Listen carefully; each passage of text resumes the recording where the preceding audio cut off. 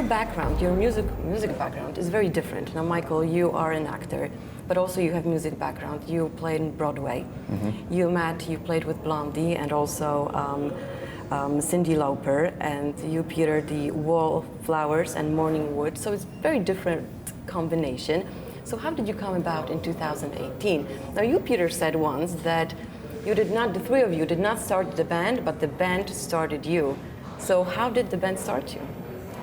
Yeah, so Michael and I met on Broadway doing a show called Hedwig and the Angry Inch, which was a rock musical. So we got to pretend to be in a band together for a few months, and he was the singer, I was the drummer of this fictional band. And we became friends, and Matt was also part of the show as a music director, and after the show ended, we all just started making music kind of quietly and just for fun. Mm-hmm. And it sort of snowballed into this, few songs to like 10 songs and 15 songs, and then we were like, well, we should probably play for people. And it occurred to us later, like, oh, I guess we are a band, and then we had to come up with a name. And so we felt like we were very much playing catch up to this idea that kind of came out from under us. So Michael, was this a natural transition for you? Yeah, I suppose as natural as anything else. It's just sort of kind of surreal. Yeah, I mean, I've never really made any plan in terms of how things are supposed to unfold, and this is something that just revealed itself, and so like I think we all did, I followed it, and I didn't really decide to make any sort of transition into anything. I just kept going forward. Yeah. Matt, what about you? Yeah, similar experience. I had known Peter for years. We reconnected on this Broadway show. Mm-hmm. We started playing music together, and then we realized we had a great musical connection. And the next thing I knew, Mike was singing, and yeah, it happened, and so I followed it. Well, that's great. I mean, that's very natural. That's how bands should start, I guess. Now, I have to ask you about the name, because the original name is The Princess Goes to the Butterfly Museum. And I know that your daughter came up with that name when she was 5, correct me if I'm wrong. Yes. Around 5. But now you changed that. Mm-hmm. So first of all, why, and how does your daughter feel about that? Well, she loves it, first of all. She just loves the whole thing. She's very proud. And we just didn't want to limit Princess. We wanted her to go anywhere she wants to go, maybe Warsaw, Prague, Amsterdam, whatever. But the Butterfly Museum is beautiful, and that'll always be a part of us, but we just want to go and see the world, No, that makes sense. So you guys heard the Princess Goes to the Butterfly Museum, and you just said, yes, let's go for it. Peter, how did you take it? The change? The name, the whole name at the beginning. Yeah, it sort of somehow, we tried to think of a lot of names, and that one stuck because it felt like this world of sound and mystery and magic that what we were conjuring up in our studio, it sort of fit the vibe. It's kind of abstract when I listen to your music, and then I saw your name, then I listened to your music. Abstract? Made some sort of sense? Well, I don't know. You don't know if it made sense? I don't know if it should make sense. The name is abstract or the music is abstract? The name. Oh, yeah. Yeah, it's definitely abstract. Maybe it's a little less abstract now that it's shorter. Or maybe it's more abstract.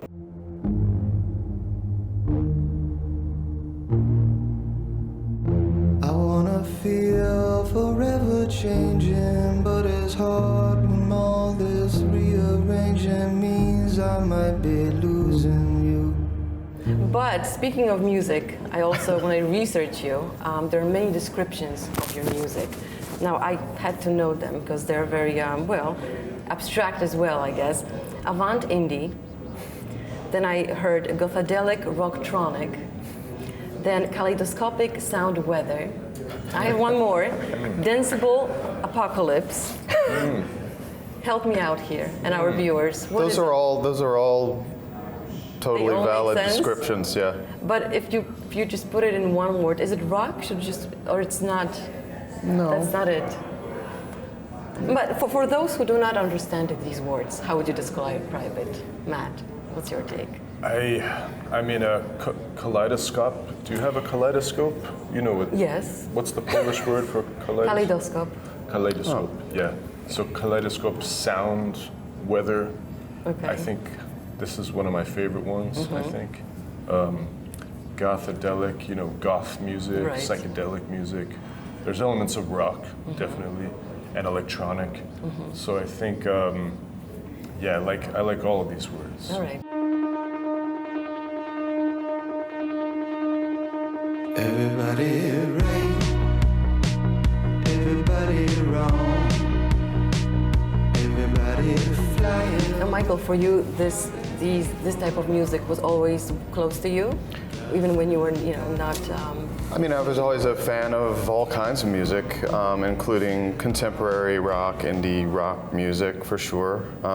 As far as the type of music we make, we don't talk about how we want to sound or who we want to make clear our influences. We just make the music we make, and the influence takes care of itself. We probably have some intersecting influences and then some influences that are our own that we bring, but whatever alchemy happens to create the sound that we collectively create happens. I don't know. It all makes its own sort of sense to me.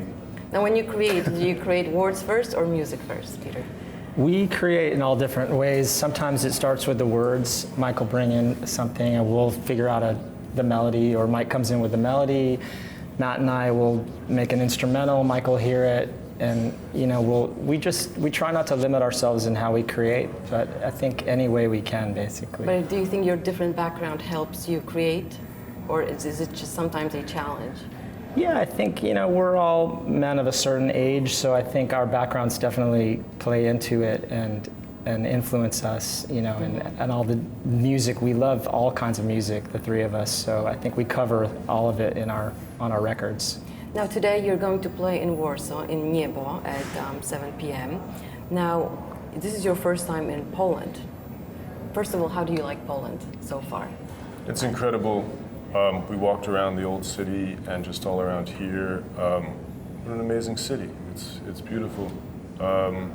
And I love the history. My daughter is actually part Polish because her mom has Polish ancestry. Okay. So she goes way back. And I mean, the Chopin history, my favorite artist now is Hania Rani. Okay. So she's Polish. Shout out to Warsaw and Poland. Well, thank you very much. Now, do you guys, because it's a huge difference coming from the United States. I used to live in the US. And when I came here, or any other European country, it's different. It's just the atmosphere and the cities. So how do you take Poland? How do you like it? Warsaw especially. I like it in as much as I've had a chance to see it. We got in last night, and I've spent a good amount of the time I've been here sleeping. But I like it a lot. It's there's something about the energy here that feels very sort of grounded, and It's the history, I think. yeah, I think so. There's a lot of history, a lot of resonant ghosts. I don't know, maybe that's projection, but I feel that. Yeah, but So what should Polish fans expect from tonight's concert? I think, we want to meet you, we want to have fun. I agree, this is a beautiful city, and the women here are especially beautiful. Men, Or so-so.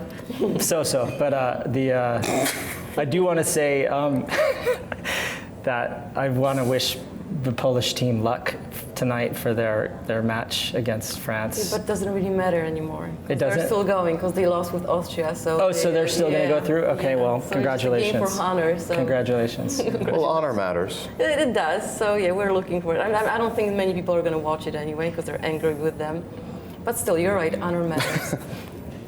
Okay, so tomorrow and then the day after, you're going somewhere else. You're going to the Czech Republic. Yeah, then Prague and then Vienna. Yeah. Now, when you tour in Poland versus United States, do you see a difference when it comes to concerts and how people react? I don't know. Sometimes the more far afield you are, the more of a unlikely venue, or the more maybe appreciative an audience is that you came. Mm-hmm. You know, sometimes when you play at your home base in New York, the audience is more like this. You know, With your music. well, with any show. I mean, that's just how New York audiences are. I mean, relatively speaking, whereas you're met with maybe more of an open-armed energy in some other places. I don't mean to suggest that New Yorkers don't eventually Well, I know they're open gonna- their arms once we start playing, but yeah. It's great. So when it comes to future, Matt, what can we expect from you? Any new projects coming up? Yeah, more music.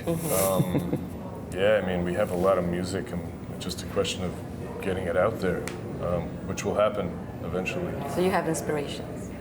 Yes, lots of inspiration, lots of songs that are happening, that are being recorded and produced, and playing more shows, all these things. Now, Michael, I have to ask you about your background again, because you're an actor. I mean, you're a worldwide known actor. Did you leave acting behind, and now you're concentrating on this, or are you gonna No, I didn't. mix it together?